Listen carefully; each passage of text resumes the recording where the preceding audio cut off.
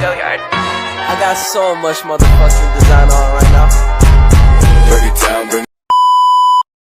Bertemu dengan saya lagi, Tara Andrani. Di video kali ini saya akan menjelaskan sedikit tentang perangkat jaringan. Dimulai dari pengertian perangkat jaringan.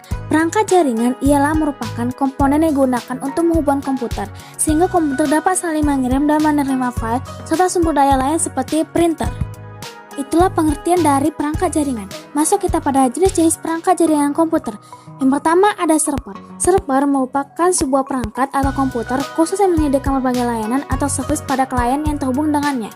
Umumnya, server dibekali dengan spesifikasi hardware yang cukup tinggi, terutama dari segi prosesor dan RAM-nya.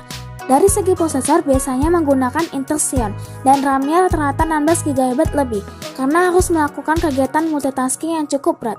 Maksud dari multitasking adalah menyelesaikan pekerjaan sekaligus, maka tidak heran jika untuk membangun komputer server digunakan biaya yang cukup tinggi. Tidak hanya itu, sistem operasi yang digunakan juga khusus, yaitu Windows Server dan Linux Debian. Masuk kita jenis yang kedua, yaitu ada router. Router merupakan perangkat jaringan yang berfungsi menghubungkan dua jaringan atau lebih sehingga data dapat dikirim dari satu jaringan ke jaringan lain. Dengan menggunakan router, kita bisa menghubungkan dua jaringan yang berbeda. Sekilas cara kerja router bisa dibilang mirip dengan BridgeGate, yaitu sama-sama meneruskan paket data, membagi jaringan menjadi beberapa segmen, atau menyatukan segmen-segmen jaringan tersebut.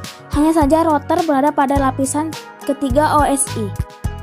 Selanjutnya ada network address store atau disingkat dengan NAS, merupakan perangkat store yang terhubung dengan jaringan utama sehingga ketika komputer lain membutuhkan penyimpanan tambahan, maka peran NAS ini akan dibutuhkan.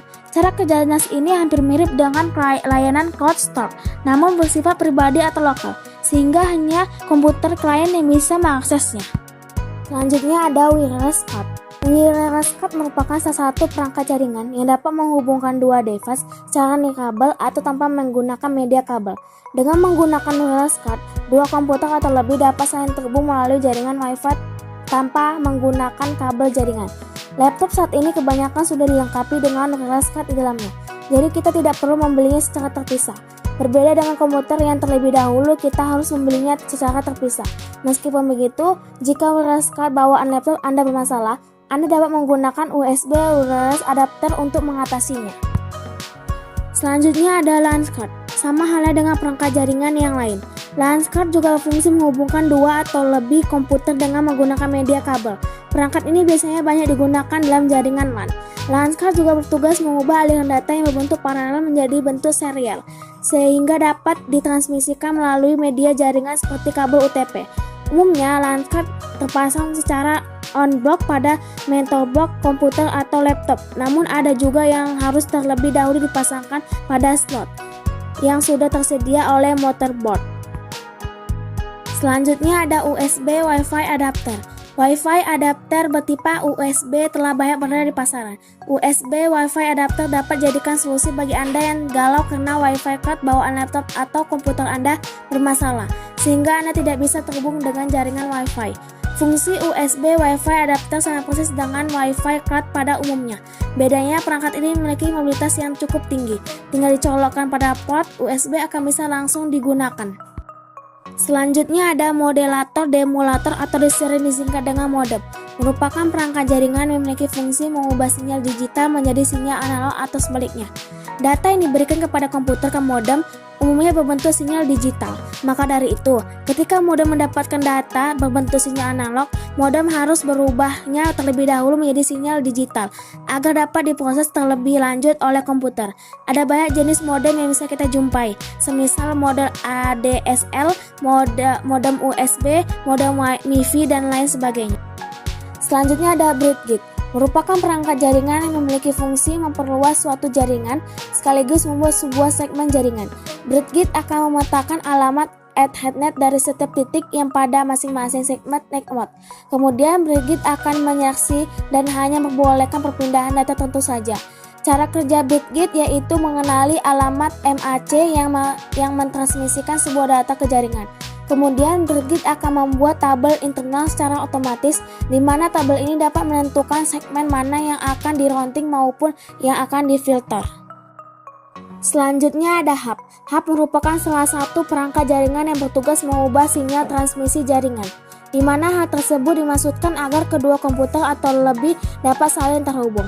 Hub tidak dapat mengatur alur jalannya suatu data, sehingga setiap paket data yang melewati hub akan di-broadcast ke semua port sampai paket data yang dimaksudkan sampai ke tujuan. Hal inilah yang membuat paket data yang dikirim mengalami tabrakan data. Untuk saat ini penggunaan hub sangat jarang karena kebanyakan orang memilih switch karena fiturnya yang lebih kompleks ketimbang hub. Selanjutnya ada switch. Switch merupakan perangkat jaringan yang memiliki fungsi yang hampir sama dengan hub. Tetapi perangkat ini lebih pintar dari hub karena dapat mengatasi masalah konseling data. Tidak hanya itu, switch juga memiliki beberapa kelebihan seperti kecepatan transfer data maupun luas jaringan yang jauh lebih bagus dari hub. Selain itu, switch tidak hanya dapat digunakan untuk membagi sinyal tetapi juga memfilter paket data, kemudian meluruskannya ke jaringan yang dituju. Switch paling sering digunakan pada ruang lab komputer atau ruangan kantor di mana masing-masing komputer klien terhubung dengannya terlebih dahulu sebelum terhubung dengan router. Selanjutnya ada kabel jaringan. Kabel jaringan merupakan media transmisi berbentuk kabel yang digunakan untuk menghubungkan dua komputer atau lebih untuk saling bertukar data satu sama lain. Meskipun kini terdapat banyak media transmisi nirkabel, penggunaan kabel jaringan masih tetap populer dan masih banyak peminatnya. Ada beberapa jenis kabel yang bisa digunakan, seperti kabel UTP, STP, koaksial, maupun fiber optik. Biasanya jenis kabel yang digunakan tergantung pada jenis jaringan dan perangkat yang digunakan. Misalnya untuk menghubungkan komputer dengan switch, hub, atau router, maka jenis kabel yang paling sering digunakan adalah kabel UTP. Selanjutnya itu ada repeater. Adalah perangkat jaringan yang memiliki fungsi memperluas jangkauan sinyal Wi-Fi dari server agar perangkat lain bisa terhubung. Cara kerja dari repeater itu sendiri adalah dengan menerima sinyal dari server, kemudian memancarkannya kembali dengan jangkauan yang lebih luas dan kuat.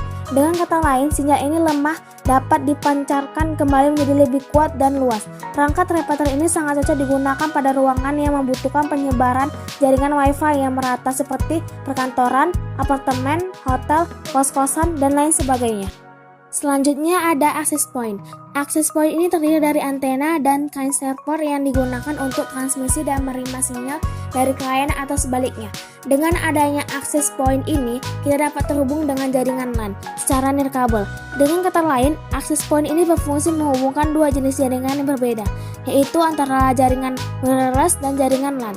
Tidak hanya itu, dengan access point ini kita juga dapat membuat hotspot yang memungkinkan penggunaan lain terhubung dan bertukar data melalui jaringan hotspot yang telah kita buat. Yang terakhir ada CCTV. CCTV merupakan perangkat kamera video digital yang digunakan untuk merekam dan mengirim sinyal video dari suatu ruangan ke layar monitor. Hasil rekaman CCTV umumnya akan disimpan di hard disk yang kemudian bisa diakses melalui komputer atau bahkan melalui smartphone.